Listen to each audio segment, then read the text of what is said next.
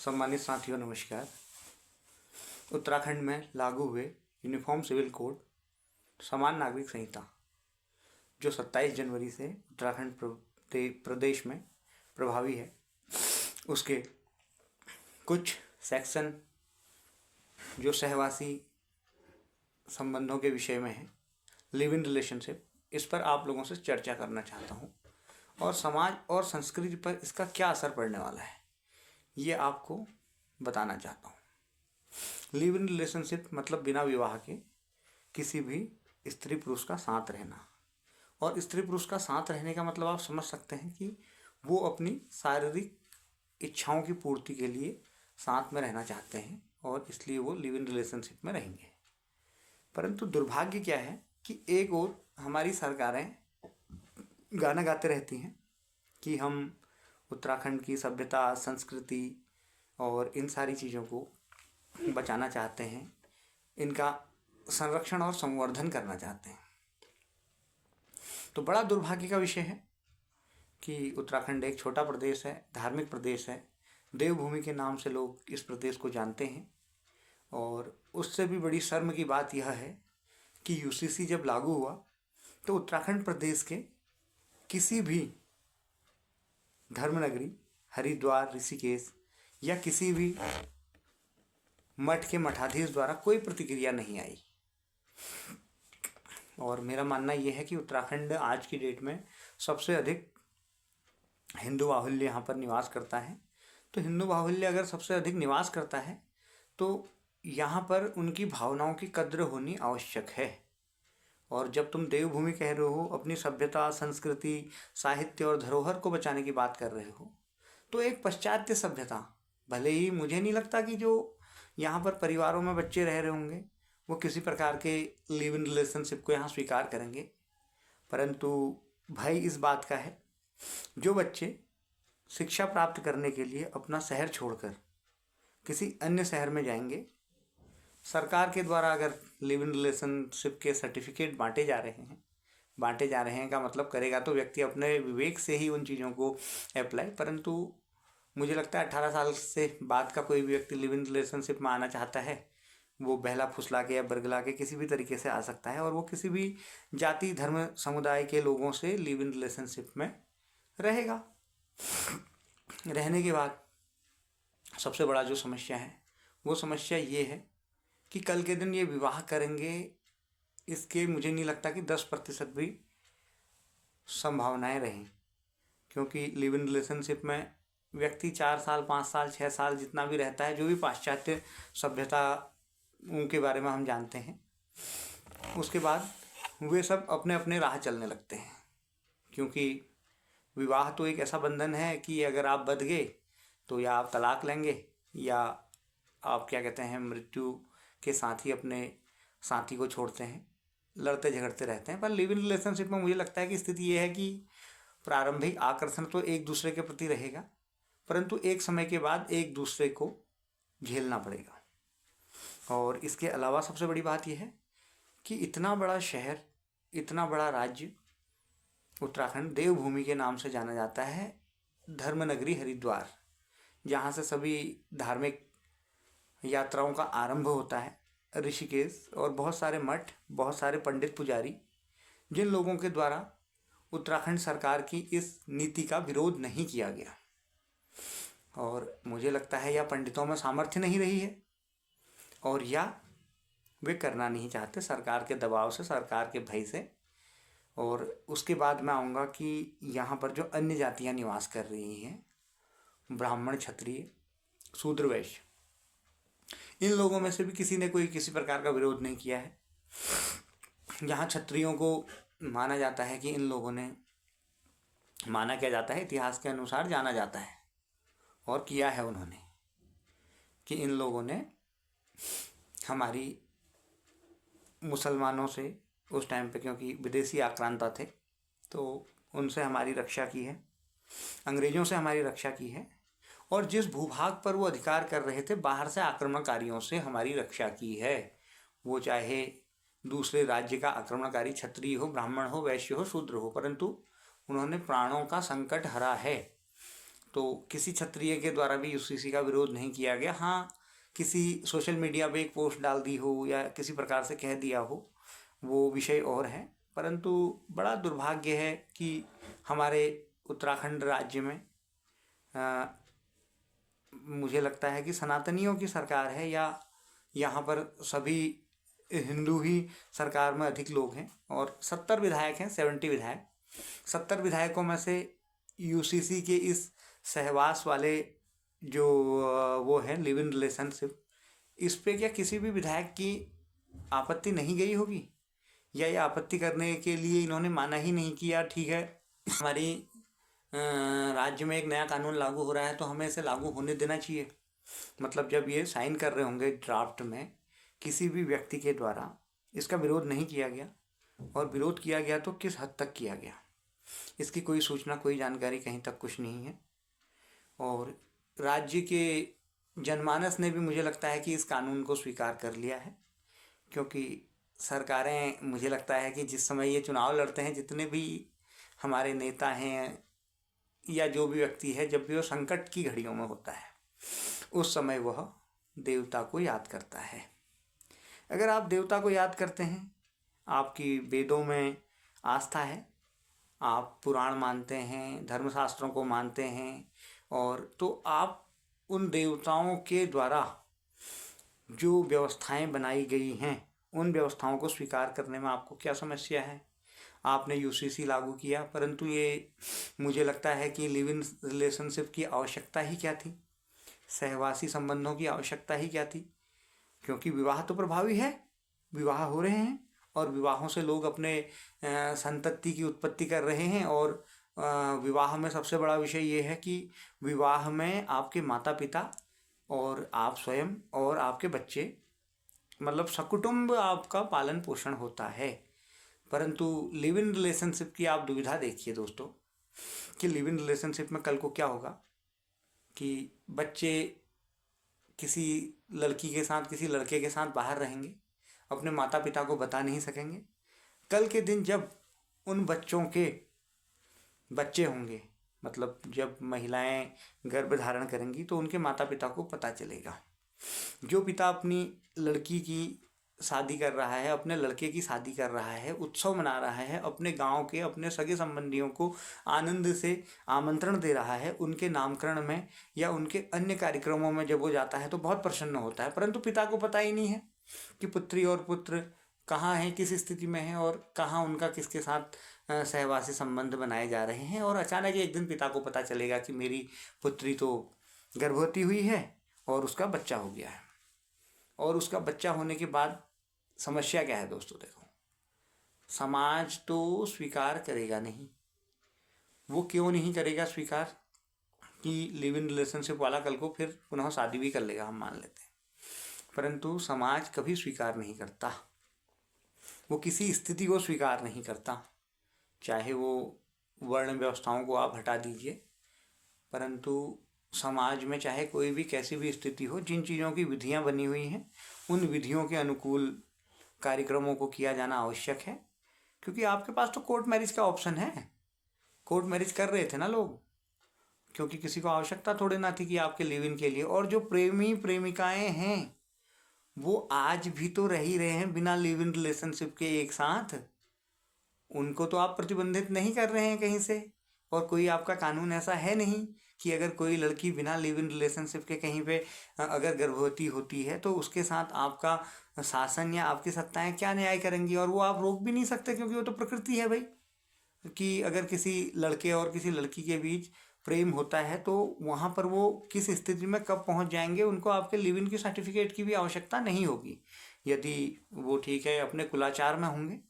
अपने परिवार से, अपने घर से, अपनी सभी स्थितियाँ उनकी ठीक ठाक होंगी, तो वे इन चीज़ों से बचेंगे, डरेंगे। क्योंकि देखिए, कानून का भय जितना आवश्यक है,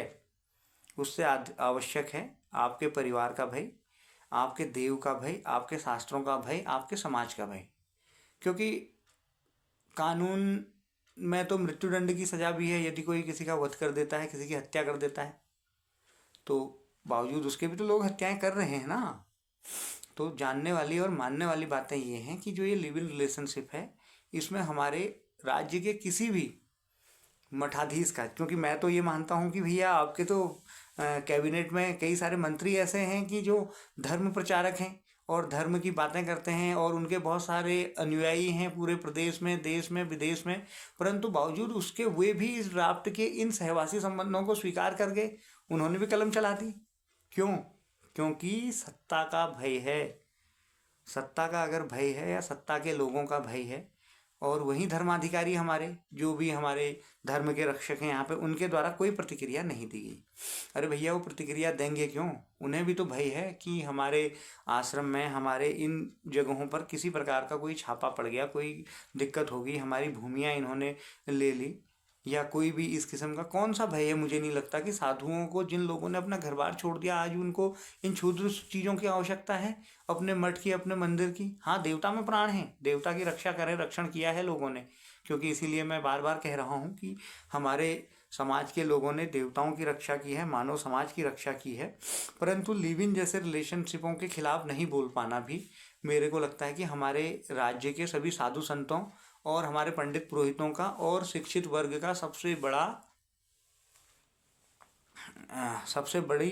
चूक है या भूल है या ये गलती है। क्योंकि यदि हम नहीं बोल रहे हैं तो इसका मतलब हम मौन समर्थन कर रहे हैं, और मौन समर्थन करने का मतलब आप समझते हैं ना कि समाज को क्या ये लिव इन रिलेशनशिप की ज़रूरत है?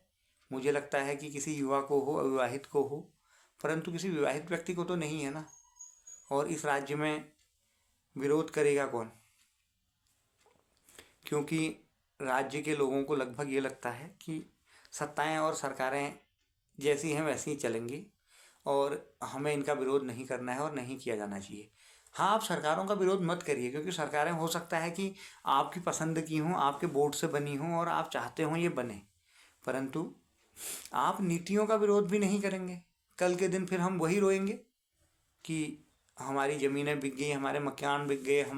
हमें वो सारी मूलभूत व्यवस्थाएं नहीं मिल पा रही हैं, इस राज्य में बाहर के ठेकेदार काम कर रहे हैं, इस राज्य में जो नौकरियां लग रही हैं वो अन्य राज्य के लोगों की लग रही हैं, इस राज्य के मूल निवासियों के लिए यहाँ पर कोई व्यवस्थाएं नहीं हैं। क्योंकि यूसीसी के प्रोविज़न में तो भू कानून की बातें हो रही थी। जब यूसीसी मांगा जा रहा था तो भू कानून की बातें हो रही थी, और मुझे लगता है कि जिस भी समिति का निर्माण हमारे मुख्यमंत्री महोदय ने इस यूसीसी को लागू करने के लिए किया है, उस समिति के जितने भी मेंबर हैं, जिन लोगों ने वो ड्राफ्ट तैयार किया है, उन लोगों की मानसिकता और उन लोगों की सामाजिकता और समाज में उनके रिश्तों के बारे में जानने की आवश्यकता है कि आप एक ऐसे सांस्कृतिक राज्य का विघटन करने के पीछे तुले हैं जहां आप लिव इन रिलेशनशिप के नाम पर लोगों को धर्म से, उनके पंथ से वंचित कर रहे हैं और उनके परिवारों से, माता पिताओं को उनके बच्चों से अलग कर रहे हैं। क्योंकि लिव इन में उत्पन्न होने वाली संतानें चाहे कैसी भी हों, आप सरकारें मान्यता दे देंगी, परंतु जिन महिला और पुरुष का विवाह ही नहीं हुआ है किसी भी पद्धति से, कैसे भी, तो कल के दिन उनकी संतानें वैध कैसे हो सकती हैं भैया? और फिर इन्हीं लोगों को तुम अपने धार्मिक क्रियाक्रमों में शामिल करवाओगे। क्योंकि मुझे लगता है कि यदि आप धर्म के शासन को नहीं मानते, धर्म को नहीं मानते, तो जब आप लोग सभी चुनाव लड़ रहे होते हैं या कुछ कर रहे होते हैं, आपको इन मंदिरों के दर्शन करने की आवश्यकता क्या है? उन मंदिरों पे हवन करने के, यज्ञ करने की आवश्यकता क्या है? क्योंकि अगर धार्मिक विधानों को मान रहे हैं, क्योंकि हमें तो लगता है कि इस प्रदेश में जितने लोग भी शासन में हैं, विपक्ष में हैं, सब धार्मिक प्रतिमानों को मानने वाले और इन आदर्शों का पूजन करने वाले हैं। क्योंकि हम देखते रहते हैं कि यार आज इस देवता के दर्शन हो रहे हैं, कल उस देवता के दर्शन हो रहे हैं। देवताओं के दर्शन होने में आप जो सामान्य जनता है वहाँ पर 1 घंटा 2 घंटा वीआईपी दर्शन करने वालों के चक्कर में रुकी रहती है। क्योंकि मैं ये नहीं कह रहा हूँ कि आपके भाव खत्म है, परंतु आपके भाव तो खत्म नहीं है, परंतु ये जो ड्राफ्ट तैयार कर रहे हैं, जिनके द्वारा ये ड्राफ्ट तैयार किए गए हैं, इन ड्राफ्ट तैयार करने वालों के बारे में ज़रा सा आपको सोचना पड़ेगा कि ये इस राज्य को किस स्थिति से कहाँ तक ले जाना चाहते हैं।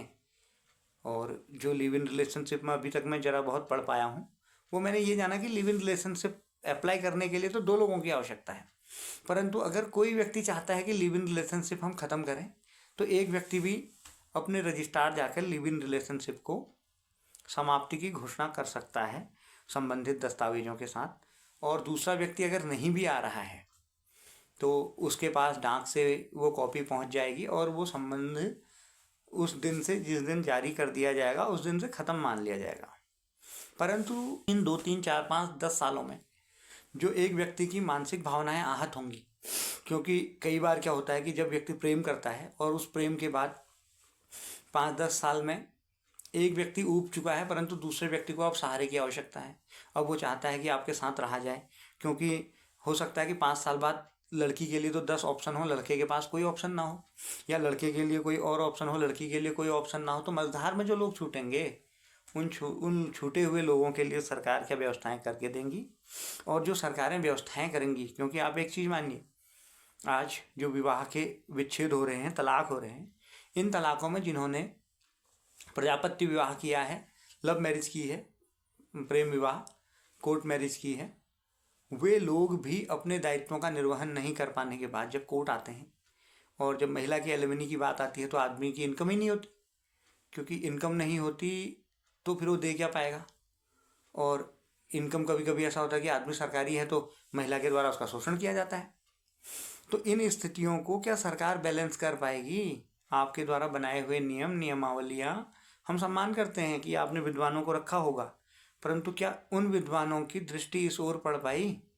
कि जब विवाह ही आज इतना प्रभावी नहीं है तो आपका लिव इन रिलेशनशिप 2, 3, 4 साल बिना शादी के किसी के साथ रहना, फिर बच्चे करना, और उन बच्चों की कल के दिन जिम्मेदारी निर्वहन, अगर शादीशुदा आदमी अपनी बीवी बच्चियों को छोड़ के भाग जा रहा है और कई सालों तक लौट के नहीं आता, तो सरकारें पकड़ नहीं पा रही हैं, आपका प्रशासन पकड़ नहीं पाता है आदमी को या औरत को या किसी को भी, तो आप क्या लिव इन रिलेशनशिप में इन फंसे हुए लोगों को बचा पाओगे?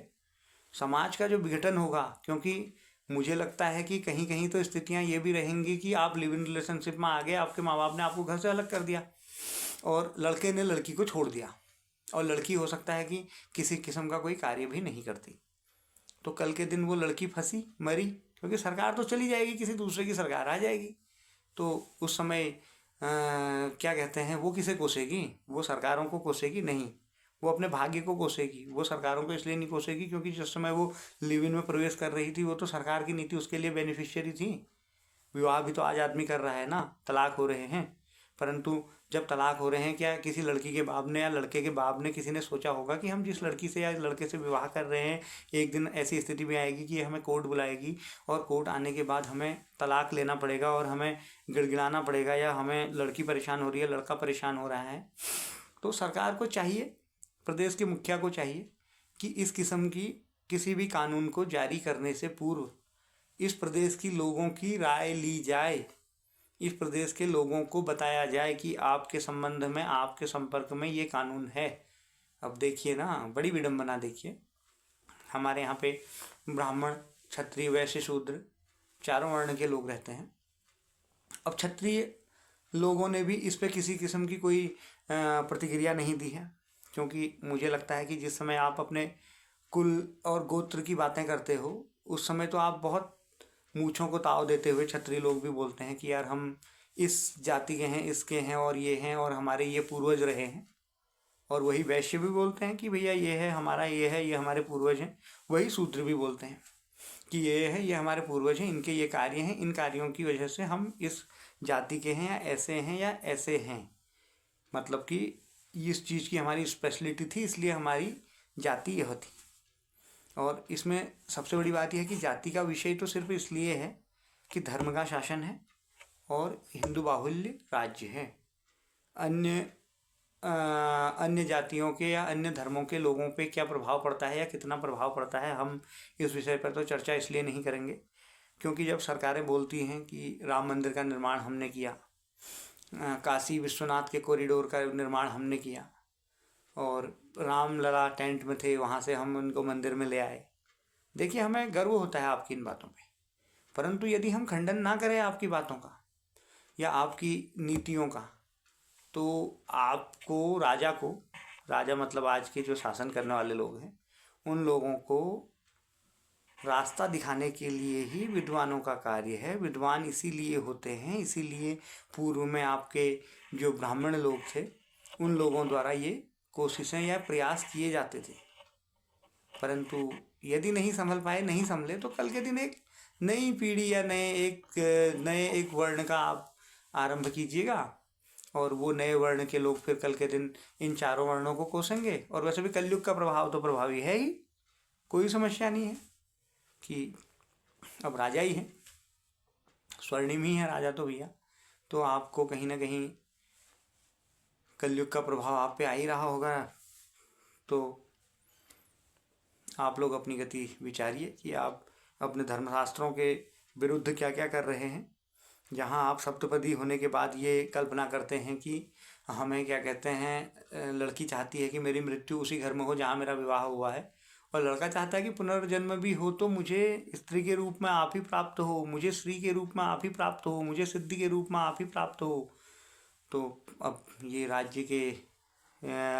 नीति निर्माताओं द्वारा किस किस्म के कानून बनाए गए हैं, जरा सा हमारे समझ से परे हैं। परंतु दुख इस बात का होता है कि हमारे समाज के चारों वर्णों में से किसी भी व्यक्ति के द्वारा इसका विरोध नहीं किया जाता। समर्थन यूसीसी का कीजिए, भरपूर कीजिए, परंतु उन बातों का विरोध कीजिए जो आपके हित में नहीं हैं। क्योंकि जो आपका हित कर सकते हैं, आपके घर वालों का, आपके परिवार वालों का, आपके समाज का, उनका यदि आप विरोध नहीं कर पाए, तो कल के दिन हो सकता है कि उस दोराहे में, उस भीड़ में आप भी एक होंगे जो इन सारी चीज़ों की पीड़ा को लेके कहीं कोर्ट में, कचहरी में या किसी स्थान पर अपना दुखड़ा रो रहा होगा। सरकारें आएंगी चली जाएंगी, कोई फर्क नहीं पड़ता। और मतलब बड़ी दुख की बात है, यहाँ पर इतने सारे लोग हैं, इतने राज्य के मतलब सक्षम लोग हैं जिनको कि मतलब, या मुझे लगता है कि राज्य के लोग सब अपने कार्यों में व्यस्त हैं, उन्हें अपने लिए धन कमाना है, श्रम करने में व्यस्त हैं, संलिप्त हैं, और इसलिए वो इसका विरोध नहीं करना चाहते हैं या कोई कानून को समझ नहीं पाया है। और मुझे लगता है कि उत्तराखंड की जनता में जितने भी लोग शिक्षित हैं, उन लोगों को इस यूसीसी को लेकर पढ़ना चाहिए, अपने घर वालों को, बच्चों को पढ़ाना चाहिए, इसके क्या दुष्परिणाम हैं ये बताना चाहिए। क्योंकि यदि इसके दुष्परिणामों का पता नहीं चल पाया और समय रहते सारी चीज़ें नहीं हो पाई, तो कल के दिन हमारे राज्य में एक अलग किस्म के समुदाय का उदय होगा, जिनके पास अपने बच्चे तो होंगे परंतु उन बच्चों के दादा दादी नहीं होंगे, जिनके पास बच्चों के माता तो होगी, पिता नहीं होंगे। क्योंकि अब समाज तो चल ही रहा है आपका सिंगल चाइल्ड मदर या सिंगल चाइल्ड फादर, मतलब एक ही व्यक्ति पोषण करेगा अपने बच्चे का। विघटन ही तो समाज का कर रहे हैं। आज से 40-50 साल पहले जिन लोगों ने एक सामूहिक परिवारों से एकल परिवारों की स्थितियां बनवाई, आज वो एकल परिवारों के भी फिर खंड खंड करने पे लगे हुए हैं। अगर वो एकल परिवारों के खंड खंड ना कर रहे हों, तो कल के दिन देखिए कि जो लड़की लिव इन रिलेशनशिप में किसी अन्य जाति वर्ण के व्यक्ति के साथ चली जाएगी, कल जब वो अपने घर लौट कर आएगी, तो अगर उसके घर वालों ने स्वीकार नहीं किया तो वो लड़की कहाँ जाएगी? क्या सरकार उसके पोषण का उत्तरदायित्व ले रही है? और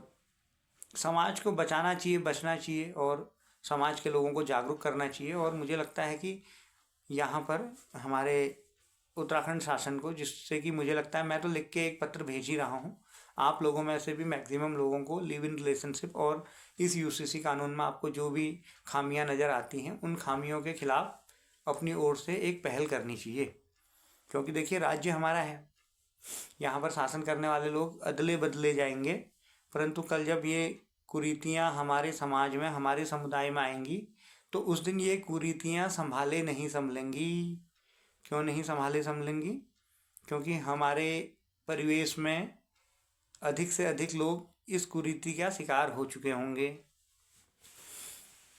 और वैसे भी कलयुग के प्रभाव के बारे में तो कहा ही गया है ना कि क्या स्थिति रहेगी, कैसा रहेगा, क्या नहीं रहेगा। परंतु हमें तो आज समाज की रक्षा करनी है, हम जाति धर्म भी छोड़ देते हैं। परंतु जो लोग लिव इन रिलेशनशिप में आएंगे, या लोग जिन लोगों को विवाह में आना चाहिए, उन लोगों को इस विषय पर चर्चा करनी चाहिए, बात करनी चाहिए। अपनी सिक्योरिटी और श्योरिटी देखकर ही उन लोगों को इस पर कोई किसी किस्म का कदम उठाना चाहिए। क्योंकि इसमें सबसे अधिक समस्या तो ये है कि जो प्रौढ़ लोग हैं, जो आपके 18 से 24, 25, 26 साल तक के हैं, जिन लोगों को बहुत ज़्यादा पता नहीं होता दुनिया का, दारी का, क्या होना है क्या नहीं होना है, वे लोग अगर कहीं शिक्षा ग्रहण कर रहे हैं, कहीं कुछ कर रहे हैं, और वो लिव इन में रजिस्टर्ड हो गए और किसी व्यक्ति द्वारा उनका शोषण किया गया, मतलब आपस में किसी के द्वारा भी 2, 3, 4, 5 साल तक, और तत्पश्चात दोनों ही बेरोजगारी की स्थिति में आ गए, घर लौट के जा नहीं सकते हैं, क्या स्थिति है, कैसी है, क्या नहीं है। तो कल को ये एक तरफ जहाँ वेश्यावृत्ति को बढ़ाएगा, दूसरी तरफ हत्याओं को और मुझे लगता है कि बलात्कार को और ज़्यादा बढ़ाएगा। सरकार को स्पष्ट रूप से इन चीज़ों को रोकना चाहिए। और दूसरा, आपको तो इसलिए भी रोकना चाहिए भैया, आप देवभूमि के हैं, आपको तो उन परंपराओं को स्थापित करना चाहिए। आप देवभूमि उत्तराखंड के पहले लगा रहे हैं ना, आप उन देवों के द्वारा मर्यादित वेदों को, ग्रंथों को, साहित्य को, यहाँ पे जो भी रीति नीतियाँ हैं उनको तो मानिए। अगर आप उन्हें नहीं मानेंगे तो कौन मानेगा?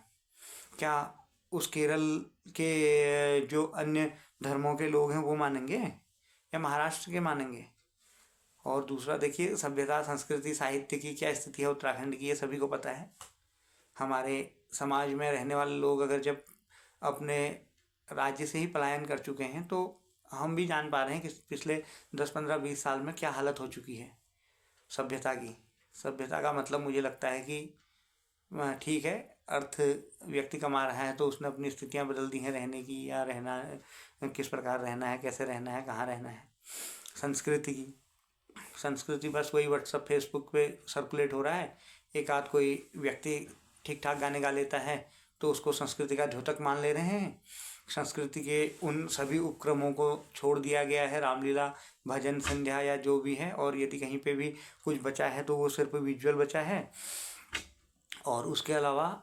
मुझे लगता है कि जो स्थानीय मेले हैं या स्थानीय जो भी कार्यक्रम हैं, उन कार्यक्रमों को किसी किस्म का कोई प्रोत्साहन नहीं है। और प्रोत्साहन मैं कहता हूँ सरकारों को देने की आवश्यकता नहीं है, क्योंकि जो व्यक्ति या जो समाज का व्यक्ति अपने गांव, अपने क्षेत्र से ही चले गया तो वो क्या इस संस्कृति का द्योतक होगा? आप धन कमा कर ले आइए,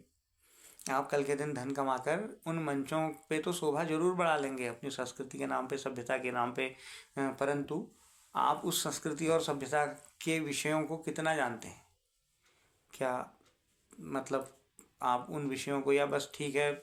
मंच पे सम्मान हो गया, चलो कल के दिन फिर चले जाएंगे कहीं दूसरे कार्यक्रमों में, कहीं कैसे क्या होगा। परंतु मुझे लगता है उत्तराखंड अगर हमारी देवभूमि है तो इसको देवभूमि का देव तो रखो, इसमें कुछ तो जीवित रखिए। कहीं ऐसा ना हो कि नाम तो देवभूमि रह जाए और काम सारे दानवों वाले करिए। गंधर्व विवाह हो ही रहे थे, असुर विवाह करने की आपने व्यवस्थाएं बना दी हैं, पिशाच विवाह करने की व्यवस्थाएं फिर बना देगा कोई और आएगा। तो राज्य के मुखियाओं को आवश्यकता है कि इस राज्य की स्थिति परिस्थितियों को बदलने पर विशेष ध्यान दें, क्योंकि कहीं ऐसा ना हो कि आपके हाथ से बागडोर चली जाए और कल के दिन आप ही सोचें कि मेरे द्वारा दिया हुआ जो राज्य को कानून था उसने किस कदर राज्य के युवाओं को, युवतियों को बर्बाद कर दिया, किस प्रकार परिवारों का विघटन कर दिया, किस प्रकार यहाँ के रहने वाले लोगों के जनजीवन को बिल्कुल बदल के रख दिया, धराशायी कर दिया। यदि आप इन विषयों पर सोच पाने में, समझ पाने में समर्थ हैं, सक्षम हैं, तो अपना विषय रखिएगा, क्योंकि मुझे लगता है यहाँ पे चारों वर्ण के लोग हैं और चारों धर्मों के लोग हैं उत्तराखंड में। तो उन लोगों को भी अपने विषय पे ये संपर्क रखने चाहिए या अपने विषयों के विचार रखने चाहिए। अन्य धर्मों के बारे में इसलिए नहीं बोल रहा हूँ कि किसी अन्य के धर्म के नीतियों को, निर्देशों को अगर मैं पालन नहीं करता तो उन विषयों पे बहुत ज़्यादा बोलने की मुझे आवश्यकता नहीं है। और हिंदू धर्म के लोगों को खास तौर पे ब्राह्मण, क्षत्रिय, वैश्य, शूद्र जो भी हैं, सभी को अपने धर्म अनुसार ये सारी चीज़ें करनी चाहिए और इन सब का विरोध करना चाहिए। क्योंकि कहीं कल ऐसा ना हो कि धनाढ्य लोग किसी गरीब लड़की को लिव इन रिलेशनशिप में ले आएँ और कल के दिन उसकी स्थिति ये कर दें कि वो वेश्यावृत्ति की ओर चली जाए। देखिए, विवाह एक हद तक इसलिए भी सफल हो जाते हैं कि विवाह में 4 लोग होते हैं, आपके माता पिता हैं, उनके माता पिता हैं और अन्य लोग हैं। लिव इन रिलेशनशिप में, कोर्ट मैरिज में आप जानते हैं कि कितने प्रतिशत का सफल रेट है या कितनी सफलता मिल पा रही है लोगों को। तो इस प्रकार ही आपसे कहना चाहूँगा कि लिव इन रिलेशनशिप के किसी भी अनुक्रम को यदि आपसे विरोध हो सकता है तो इस राज्य के मुखिया तक, इस राज्य के नीति निर्देशक लोगों तक इस विरोध को पहुँचाइए। और उस ड्राफ्ट में लिव इन रिलेशनशिप को ऐड करने वाले व्यक्ति जिसके द्वारा भी ये राय दी गई थी, उस व्यक्ति को अगली बार से किसी भी कानून के निर्माण के समय मुख्यमंत्री को चाहिए कि कानून की परिधि से या अपने कानून बनाने वाले नीति निर्माताओं की परिधि से दूर रखा जाए। क्योंकि देखिए, हमें पता है कि आज हम जिस लिव इन रिलेशनशिप का विरोध कर रहे हैं, अगले 2 3 4 5 सालों में वही लिव इन रिलेशनशिप इतना प्रभावी हो जाए कि जो कल के दिन विवाह की हमारी संस्थाएं हैं या विवाह के जो हमारे अनुक्रम हैं, क्योंकि समाप्त तो हो ही चुके हैं, सब कैमरे पे ही चल रहा है या सब दिखावे का ही चल रहा है, उसमें शास्त्रीय पद्धति प्रणालियाँ सारी खत्म हो चुकी हैं। तो ऐसा ना हो कि व्यक्ति को ये लगे कि हम तो लिव इन में रहते हैं, फिर विवाह कर लेंगे या बच्चे हो जाएंगे तो आगे बढ़ जाएंगे, और ना ही उनका विवाह हो पाए और एक दूसरे को छोड़कर और फिर वो तीसरे चौथे की तरफ चले जाए, और जिस प्रकार मलेच्छ अपना जीवन जीते हैं उस प्रकार का जीवन भारत के उत्तराखंड, देवभूमि उत्तराखंड के लोग भी जीने लगे। क्योंकि स्वीकार्यता तो एक समय के बाद पाप को भी मिल जाती है। क्योंकि ये समाज की सबसे बड़ी बात यह है कि यहाँ पे हर प्रकार की चीज़ों को स्वीकार्यता समय के साथ मिल जाती है। जिस चीज़ का मैं आज विरोध कर रहा हूँ, 10 साल बाद अगर ये समाज में व्याप्त रहा तो मैं ही इसका द्योतक बन के झंडा पकड़ के चलने लगूँ। इसलिए समय रहते जब तक इन सारी चीज़ों का विरोध किया जा सकता है, यथावत हमें करना चाहिए। और अगर हम विरोध करने में सक्षम नहीं हैं, चाहे हम किसी पार्टी के हों, किसी संगठन के हों या किसी विचारधारा के हों, किसी जाति धर्म के हों, यदि हम में विरोध करने की क्षमता नहीं है, शक्ति नहीं है, तो हमें फिर इस समाज का हिस्सा बनने का और इस समाज में सहभागिता दिखाने का, दिखावा करने की बिल्कुल भी आवश्यकता नहीं है। क्योंकि समाज में सहभागिता दिखाने के लिए तो आप जैसे ही इस राज्य में, इस आबादी में आप एक व्यक्ति हैं, तो आप क्यों सरकारों का विरोध कोने ओने जाके कर रहे हैं? आप आमने सामने करिए। इस प्रदेश से आप भेजिए लेटर मुख्यमंत्री को, मुख्यमंत्रियों तक ये बातें पहुंचनी चाहिए कि प्रभु आपके द्वारा ये क्या किया जा रहा है कि हमने आपको इस राज्य का मुख्यमंत्री, मुख्य व्यक्ति, पहला आदमी, राजा या देवता बनाया, और आप इस राज्य के साथ क्या कर रहे हैं, इस राज्य के लोगों के साथ क्या कर रहे हैं, इस राज्य की सभ्यता संस्कृति का आप किस प्रकार चीरहरण कर रहे हैं। यदि आप नहीं भेज सकते हैं तो ठीक है, 10 से 1 साल में सभी इसको स्वीकार करेंगे, और हो सकता है कि सभी जहां अपनी लड़कियों का लड़कों का विवाह करते हैं वो अपने लड़कियों का लड़कों का लिव इन में रजिस्ट्रेशन करवाएंगे।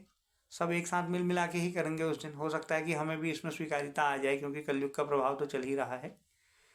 तो आप अपने विचार सभी लोग रखिए इस पर। श्रीमन नारायण।